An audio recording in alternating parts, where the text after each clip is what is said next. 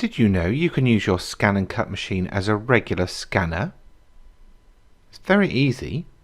First, you'll plug a USB stick into the side of the machine in the USB slot. Then, load your scanning mat with the image or document that you would like to scan. Position it underneath the clear overlay on that scanning mat.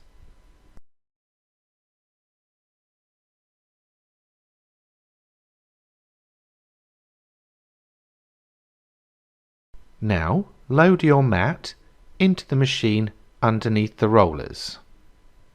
Press the Load Mat button, then choose Scan and Scan to USB.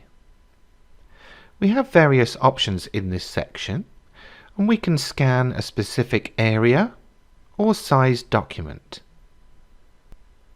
When you've made your selection, tap OK, and we can even choose the resolution that it scans at as well.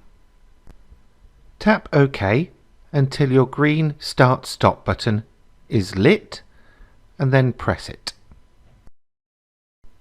The machine will then scan the document according to your settings and send it to your USB stick with a numbered file name.